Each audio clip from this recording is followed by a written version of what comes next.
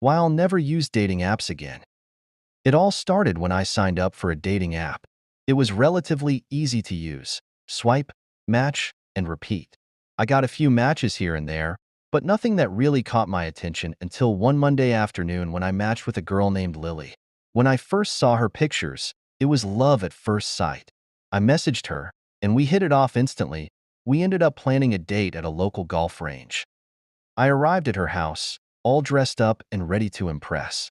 When Lily came out, she looked stunning. We got to the range, and she started to act strangely.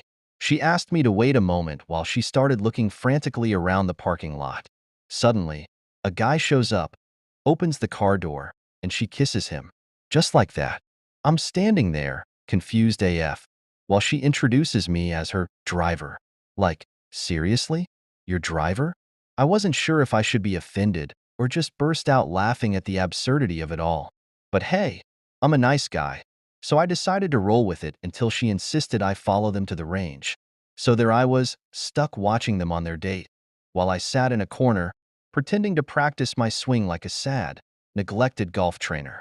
After their date, she turns to me with a grin and says, "Hey, can you take us to dinner?" At that point, I had enough. I was about to go off on this dude when Lily pulls out a wad of $10,000 in cash and said, "Get the car ready," she commands. Now, I'm not one to turn down a small fortune, so I perked up and sprinted back to the car yelling, "Yes, Ms. Lily," because if I'm getting paid to be a chauffeur for this absurd love triangle, then who am I to complain?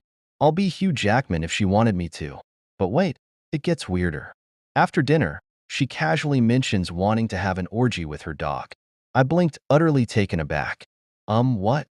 I exclaimed, trying to present my confusion. She just shrugged and added, "It'll be fun," while taking out $30,000 out of her purse.